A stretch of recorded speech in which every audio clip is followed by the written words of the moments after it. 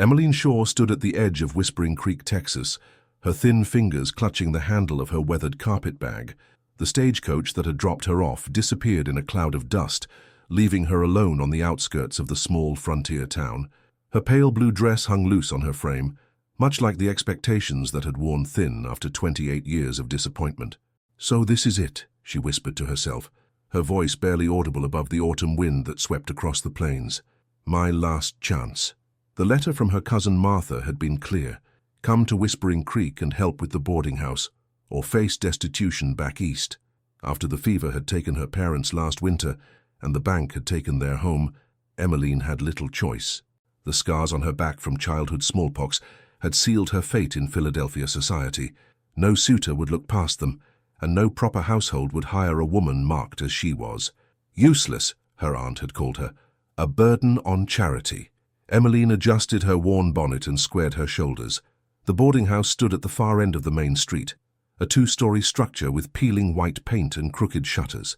As she made her way through town, she felt eyes upon her. A group of men outside the saloon fell silent as she passed. Two women whispering outside the general store paused to stare. "You must be Martha's cousin," a voice called out. A woman with graying hair stepped from the doorway of a dress shop. "I'm Mrs. Campbell. Martha's been taken with fever this past week." Emmeline's heart sank. She'll pull through, but the doctor says she needs to go stay with her sister in Austin. The mountain air's no good for her lungs." Mrs. Campbell's expression softened with pity.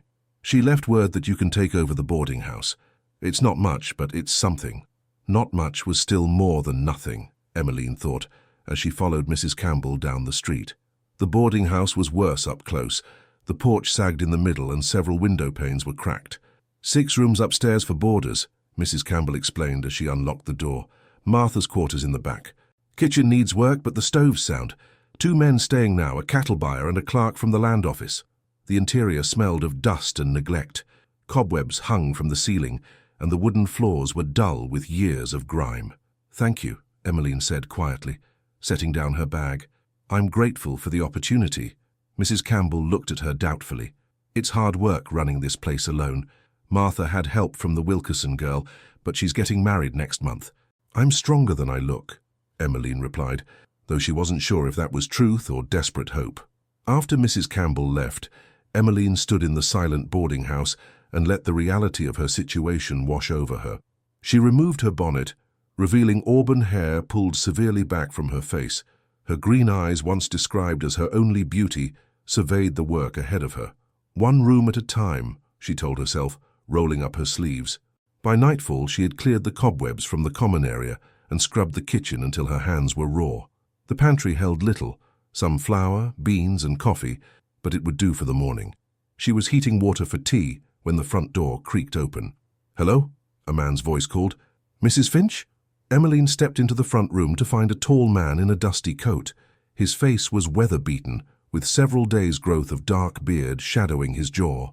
"Mrs. Finch has taken ill. I'm Emmeline Shaw, her cousin. I'll be running the boarding house now."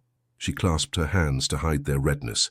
The man studied her with piercing dark eyes. "Cal Reeves," he said finally. "Room at the top of the stairs. Supper will be ready in an hour, Mr. Reeves." He nodded and headed upstairs, his boots leaving dusty prints on the floor she'd just swept. The second boarder, Mr. Wilson, arrived shortly after, a thin, bespectacled man who barely glanced at Emmeline as he hurried up to his room. She served a simple meal of beans and cornbread that evening, eating alone in the kitchen after the men had finished.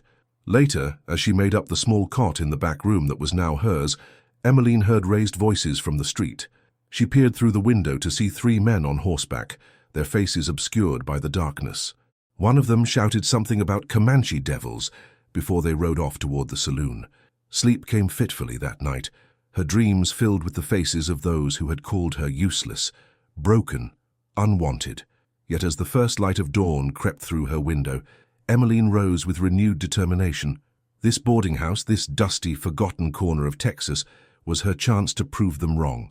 What she didn't know was that fate was already rushing toward Whispering Creek in the form of a man who had lost everything but his honor, and 3 children who had lost everything but hope. Dakota Rivers crouched low to the ground, his fingers tracing the faint impressions in the dirt.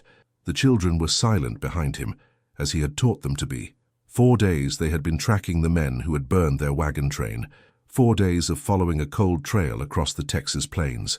"Are they close?" Lily, the oldest at 10, whispered.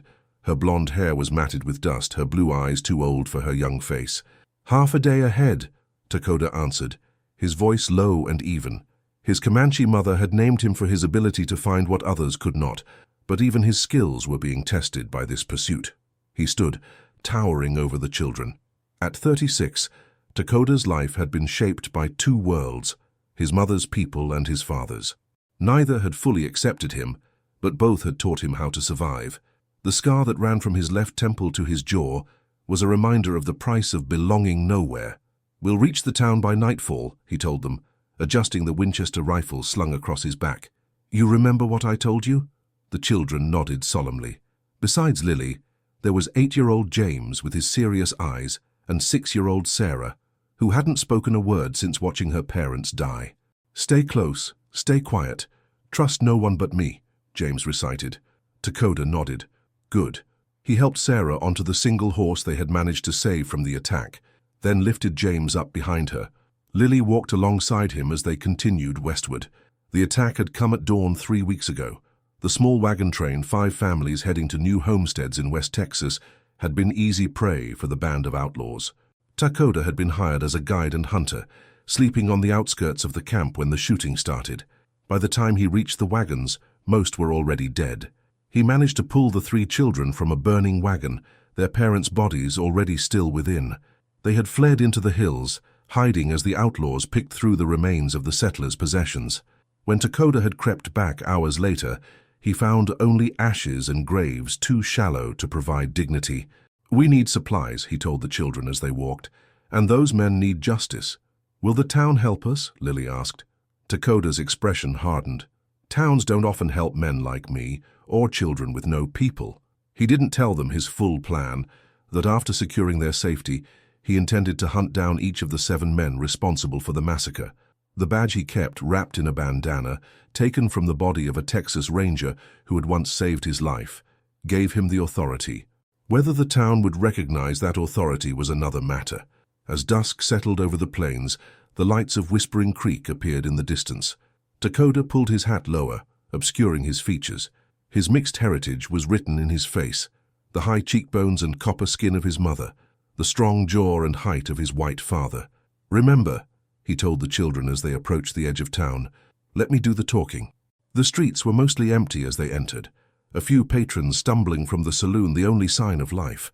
Takoda led them toward a building with a sign that read, "Finch Boarding House." "Wait here," he instructed, helping the children down from the horse. He tied the animal to a hitching post and approached the door alone. The woman who answered his knock was not what he expected. Thin and pale, with startling green eyes that widened at the sight of him. "We need rooms," Takoda said flatly. "And the children need food." Emmeline Shaw stared past him to the 3 small figures huddled in the shadows. "Are they yours?" she asked. "They're in my care," he replied. "Can you help us or not?" Something in her expression shifted. "Come in," she said, stepping aside. "I'll heat up some stew."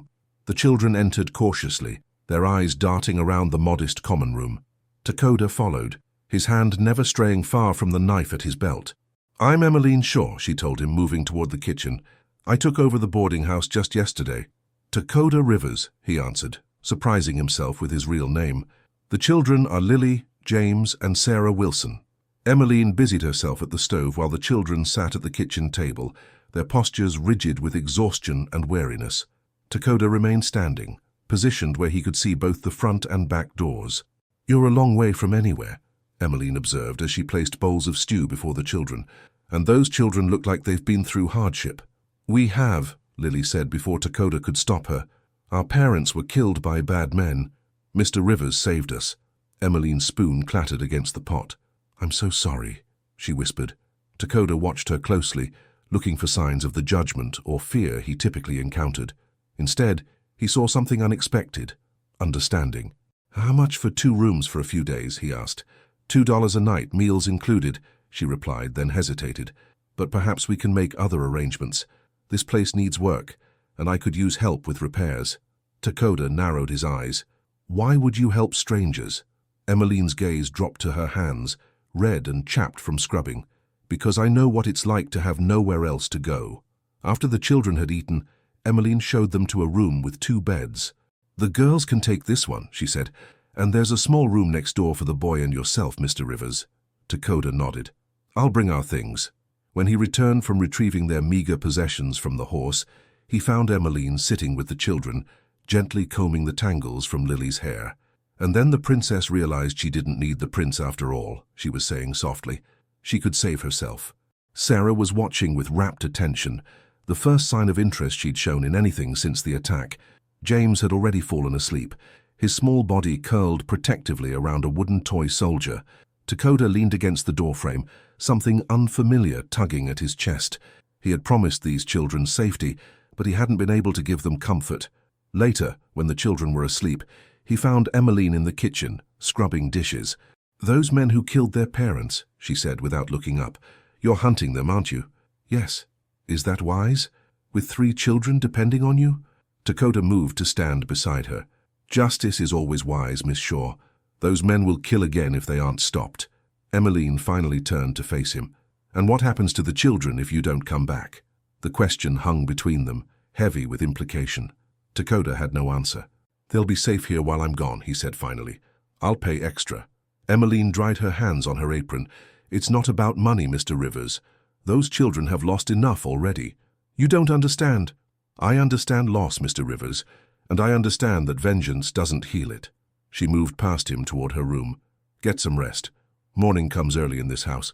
Dakota watched her go, unsettled by her words and by the fact that she had looked at him, truly looked at him, without flinching from what she saw.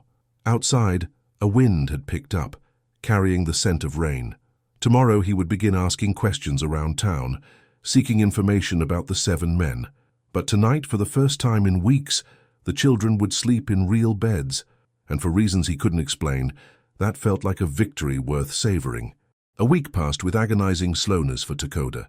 His inquiries around town had yielded little information about the outlaws, just vague reports of a gang causing trouble near the Mexico border. The townspeople of Whispering Creek regarded him with suspicion, conversations falling silent when he entered the general store or saloon. "Half-breed," he heard whispered behind his back. "Injun tracker." Only Sheriff Davis had shown any interest in his story, examining the Texas Ranger badge Dakota carried and listening to his account of the wagon train massacre.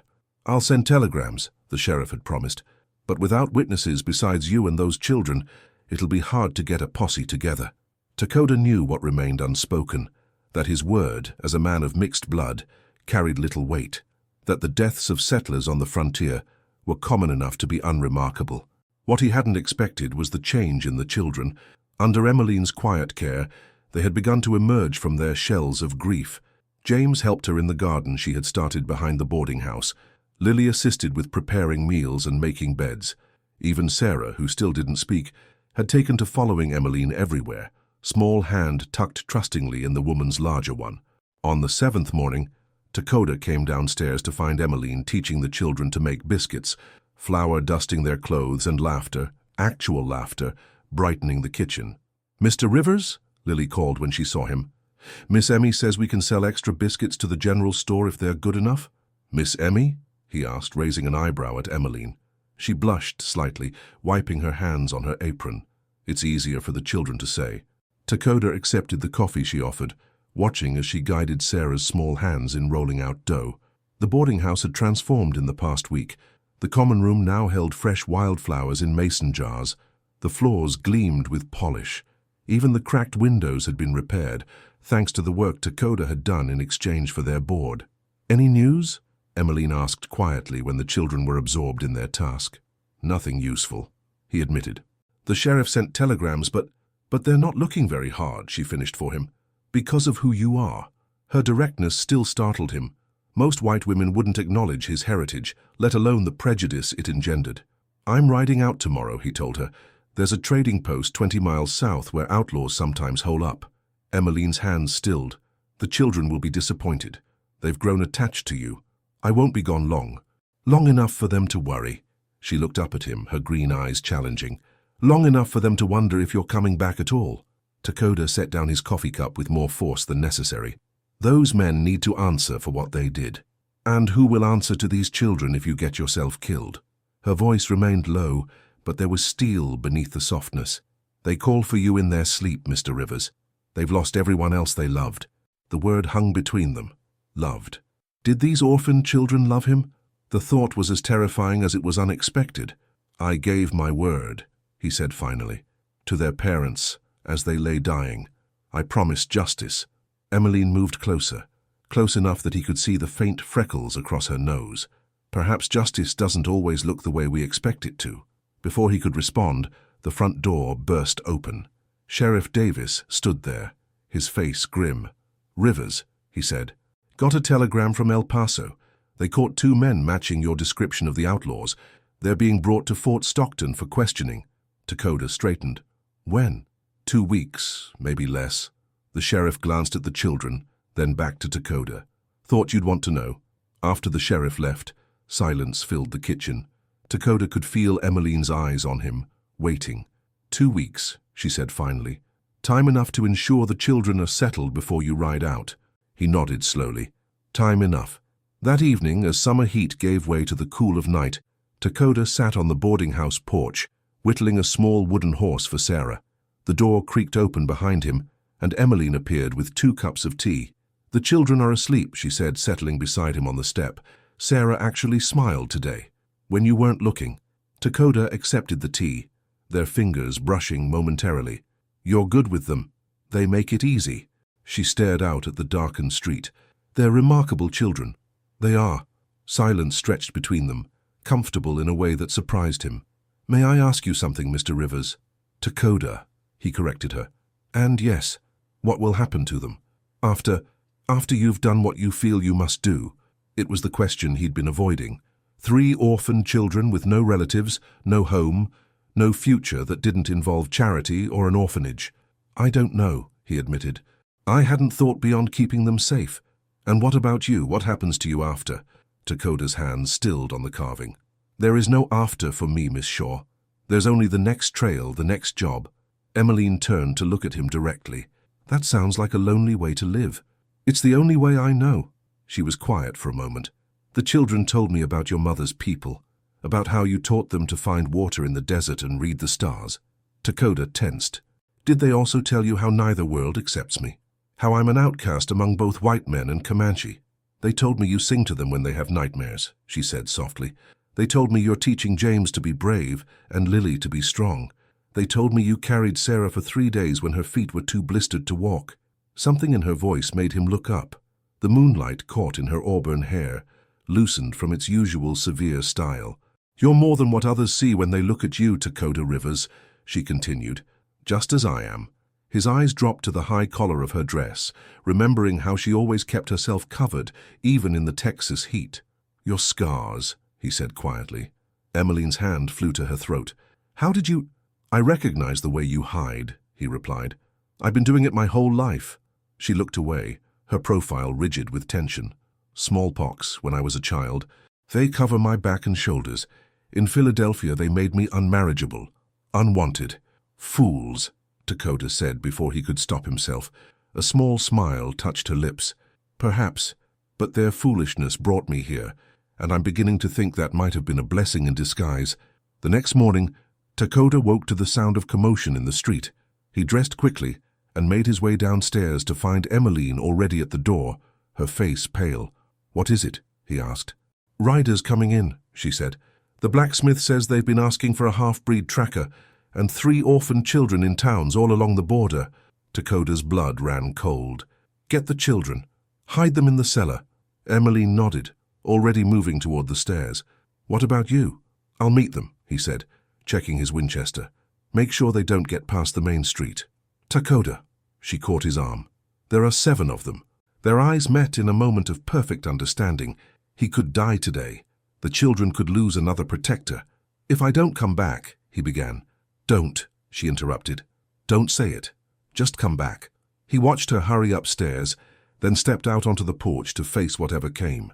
7 riders approached down Whispering Creek's main street, dust billowing behind them. Dakota stood alone in front of the boarding house, his Winchester cradled in his arms. He recognized 4 of them immediately, the men who had led the attack on the wagon train, The others were new, hired guns by the look of them. Sheriff Davis emerged from his office, hand resting on his holstered pistol. "What's your business in Whispering Creek?" he called out as the riders came to a stop. The leader, a man with a jagged scar across his nose, spat tobacco juice into the dirt.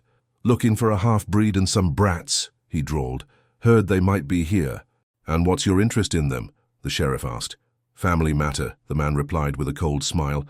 "The children are my sisters. Running off with a savage isn't right for them." The lie was bold, and for a moment, Dakota feared the sheriff might believe it. But Davis had been a lawman long enough to recognize a predator. "Funny," the sheriff said. "I got telegrams about men matching your description, wanted for murder and robbery near El Paso." The leader's smile vanished. "You calling me a liar, old man?" Dakota stepped forward, drawing their attention. "He's calling you what you are, Silas Tucker, a murderer of women and children." Tucker's eyes narrowed. "Well, look who it is. The breed who's been tracking us." He turned to his companions. "Told you boys he'd be here." Townspeople were appearing in doorways and windows, drawn by the confrontation. Dakota was acutely aware of the boarding house behind him, of Emmeline and the children hidden in its cellar. "Oh, you're outnumbered, breed," Tucker continued. "Give us the brats and we might let you live." "Why do you want them?" Dakota asked, buying time. "They're just children." One of the other men shifted uncomfortably in his saddle. "They saw our faces," he muttered. "No witnesses, that was the deal." Sheriff Davis had been edging closer, his hand still on his gun. "I think you boys should ride on," he said. "This town doesn't want trouble." "Then hand over the breed and the brats," Tucker snapped. "Or we'll burn this place to the ground, same as we did that wagon train." It was the confession Dakota needed. "You hear that, Sheriff?" Straight from his own mouth. Tucker realized his mistake too late. With a curse, he reached for his pistol. The street erupted in gunfire. Dakota dove for cover behind a water trough as bullets splintered the wood around him. He returned fire, dropping one of the hired guns from his horse. Sheriff Davis managed 2 shots before taking a bullet to the shoulder, stumbling back toward his office. 3 townsmen who had been watching from the saloon now joined the fight, firing from behind barrels and posts. Tucker and his remaining men took cover behind their horses, laying down a barrage of bullets that kept Dakota pinned. "The boarding house," Tucker shouted to his men. "Get in there and find those kids." 2 of the outlaws broke from cover, running toward the boarding house. Dakota rose to fire, but a bullet grazed his arm, spinning him back behind the trough. He watched in horror as the men reached the porch. Then the boarding house door opened, and a shotgun blast caught the first man square in the chest, throwing him backward off the steps. Emmeline stood in the doorway, her father's old shotgun braced against her shoulder, her face a mask of determination. "Get away from my house," she shouted, already reloading. The second man hesitated, then raised his pistol. Dakota broke from cover, firing 3 rapid shots that dropped the outlaw before he could pull the trigger. Tucker and his 2 remaining men were now caught in a crossfire between Dakota, Emmeline, and the armed townsman. One went down with a bullet to the leg. The other threw down his gun in surrender. Only Tucker remained defiant, firing wildly as he backed toward his horse. "This ain't over, breed," he yelled. "I'll find those kids if it's the last thing I do." Dakota stepped into the street, Winchester raised. "It is over, Tucker." The outlaw's face contorted with rage as he aimed directly at Dakota's heart. 2 shots rang out simultaneously. Tucker staggered, a look of surprise crossing his face as a red stain spread across his chest. He toppled slowly from his saddle, dead before he hit the ground. Silence fell over the street. Dakota turned to see Emmeline still on the porch, the shotgun smoking in her hands. Their eyes met across the distance, hunter and protector, both defenders of the same precious lives. The aftermath was a blur of activity. The wounded sheriff directing the arrest of the surviving outlaws, townspeople emerging to help clear the street, and Emmeline, kneeling in the cellar, gathering 3 terrified children in her arms. "It's over," she told them softly. "You're safe now, truly safe." That evening, as the doctor finished bandaging Dakota's arm, Emmeline sat with the children in the boarding house kitchen. They had been silent since the shooting, processing yet another brush with violence. "Is Mr. Rivers leaving now?" James asked finally, his small voice thick with fear. "Now that the bad men are gone?" Emmeline looked up as Dakota entered the room, his expression unreadable. "That's a question for Mr. Rivers," she said carefully. Dakota knelt before the children, bringing himself to their level. The men who hurt your parents will face justice, he told them. The sheriff received telegrams confirming they're wanted for other crimes. They'll hang for what they did. But are you leaving? Lily pressed, tears filling her eyes. Are you going back to tracking? Takoda looked at their faces, these children who had endured so much, who had somehow worked their way into his guarded heart. Then he looked at Emmeline, who watched him with eyes that asked a question she wouldn't voice. I made your parents a promise, he said slowly, to keep you safe, to find you a home. He took a deep breath. I think maybe I've done that. Here, James asked, hope breaking through his fear. With Miss Emmy? Takoda nodded. If she'll have you, and if you want to stay. All eyes turned to Emmeline, whose hands trembled slightly as she smoothed her apron. There's nothing I want more, she whispered, but... She glanced at Takoda, a question in her eyes. And me? Sarah's voice, so small and unexpected after weeks of silence, made them all freeze. Can you be my mama? Emmeline's eyes filled with tears as she gathered the little girl into her arms. Yes, she said fiercely. Yes, I can be your mama. Later, when the children were finally asleep, Takoda found Emmeline on the porch, staring up at the stars. She had let her hair down, the auburn waves catching the light from the window behind her. You're good with them, he said, echoing his words from days before. They love you already. And you, she replied. They need you, Takoda. He leaned against the porch railing, considering his next words carefully. I've never stayed in one place for long, never had reason to. And now? Now I find myself thinking about building something, instead of just tracking and hunting. He looked at her directly. This boarding house needs work. The roof leaks. The foundation's unsound on the east side. Emmeline's lips curved into a small smile. Are you offering your services as a handyman, Mr. Rivers? I'm offering more than that, he said quietly. If you'll have me. She stepped closer, her hand tentatively reaching for his. The town will talk. A woman like me, with a man like you. Let them talk. His fingers entwined with hers. They called you useless and me a savage. What do they know of worth? Nothing, she whispered. They know nothing. In the years that followed, the boarding house became the Rivers Family Inn. 4 children eventually filled its rooms, the 3 orphans of the wagon train massacre, and a dark-haired daughter with her father's eyes and her mother's determined spirit. The town of Whispering Creek grew and changed, and if some still whispered about the scarred woman and her half-Comanche husband, their words held no power against the truth, that a family is built not from perfect pieces, but from broken ones that fit together in all the ways that matter. Takoda never returned to tracking, finding instead that his skills served him well as the town's deputy and later its sheriff. Emmeline never hid her scars again, wearing them as proudly as she wore the love of the man who saw beyond them to the strength beneath. And the children, Lily, James, Sarah, and little Rose, grew up knowing that family isn't always about blood, but about the people who stay when the bullets fly, who build something lasting from the ashes of what was lost. They called her useless once, back in a world that valued only unblemished beauty. But in the frontier town of Whispering Creek, Texas, they called her something else entirely. They called her Mama.